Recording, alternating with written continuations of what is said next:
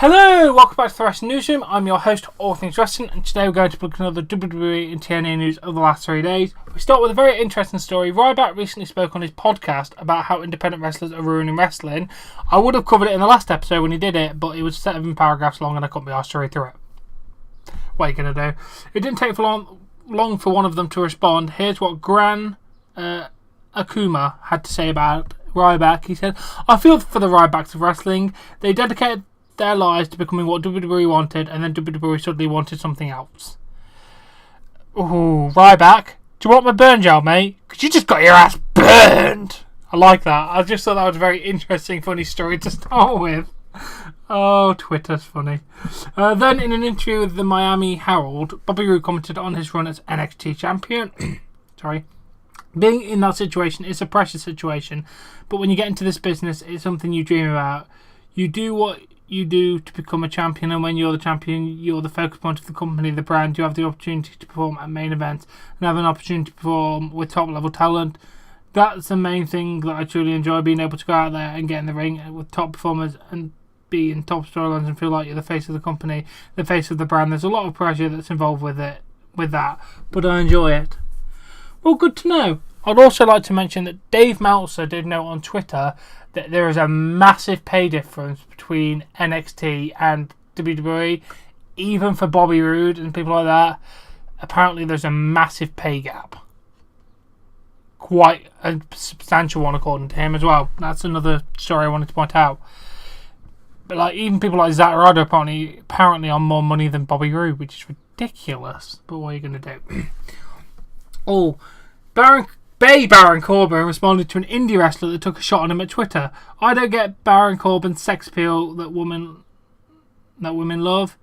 You're like the balding kind of in shape, lost look in the eyes look, laughing my ass off." He just responded with, "I don't get how you call yourself a pro wrestler, wrestling for chips and maybe $5 just makes you a pretend wrestler. Big difference." Woo! Baron, that is what we do. I love it. Thank you, Baron. Destroy him. And just a little quick note. Brie Bella noted in a recent YouTube video she's hoping to get back in the ring now that she's given birth to her daughter. I find that very interesting. I'd like to see that. That'd be a good part. Oh, in an interview with AV Club, Jim Ross talked about Rock and how he doesn't think The Rock will wrestle again in WWE unless under special circumstances. If he runs for president, he may come back for one more match to reconnect with the audience. When asked about what dream match he would like to see that was in the realm of possibility, JR said, I'm a different cat though, man. I'd like to see Braun Strowman in a big build-up against Brock Lesnar. I think that would be a nice car crash. Oh, that'd be so damn good. They're doing that, so that'd be great. Jim Cornette praised the Tyler Bate-Pete Dunne match as well. He said, "They had a great match, good solid match. They are wonderful proponents of mat wrestling and a lot of the world of sport implement style. They showed everything they did and you saw the toll it was taking on their bodies and you saw the pain and the reaction." Well, it's nice to know that people like Jim Cornette can see proper decent wrestling. Because that's my match of the year so far.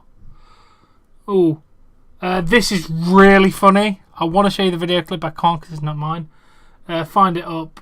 Just search Wrestling Circuit event Randy Orton dive thing. At their event Saturday night, wrestlers Shane Strickland, Sammy Guevara, I don't know, Mr. 450 decided to speak for Randy Orton. They went to the top rope to do dives. One of them said, "No, don't do it! Don't do it! Randy Orton's Twitter comments!" The trio then proceeded to jump off the top rope and hit simultaneous 3 RKOs on their 3 opponents. It was wonderful and a big fuck you to Randy Orton. Absolutely love that. Haha. I kind of agree with WWE, but I kind of agree with Indy. Like, I get Baron taking shots at that guy because that's just ripping on him as a person. He wasn't, and then again he ripped on pretend wrestlers, so I don't know, it's a tough situation, this one. Oh, and Brad Gilmore, Booker T's podcast co-host, revealed on Twitter that Booker T will be doing commentary for Raw for the rest of the summer. He was originally scheduled to do it for 6 weeks while David Otunga was away filming. He's been out for more than 6 weeks, I'd like to mention that. Not 6 weeks. Otunga will reportedly be returning to WWE as part of the Extreme Rules kickoff panel with Renee Young and Peter Rosenberg. Oh, fuck you, David Otunga. You shit anyway. Last couple of stories. Yes, this is going to be a short one today because there's not much news going on, which is why I've waited on Monday, not Sunday. John Cena wrote the following message, which could indicate he's returning to WWE television soon. Taking a second to regroup and recharge, finishing up my wonderful, funny project in Atlanta. Then a trip back home is long overdue at WWE. We know he's scheduled for the July the 4th SmackDown Live event. So, could he be returning earlier? We do not know. I hope he does, because TV ratings desperately need it, and John Cena's entertaining as hell. Ooh, and the last story, this is kind of a sad story. In an interview with AV Club, Jim Ross promoted his new book, Slobberknocker, My Life in Wrestling, and opened up about his past drug addiction. You're going to hear about my addiction to drugs. I was addicted to amine and Xanax. Ambien? Yeah, something like that. And Xanax together with Crown Royale. I was on Uranus, Pluto, Neptune and everywhere else late at night because I had severe sleep apnea. I still do. Apparently, he literally just had to go on a shitload of medication just to get sleep because he never slept. I stopped breathing 99 times in an hour in a sleep test, so I wasn't in real great shape with that deal.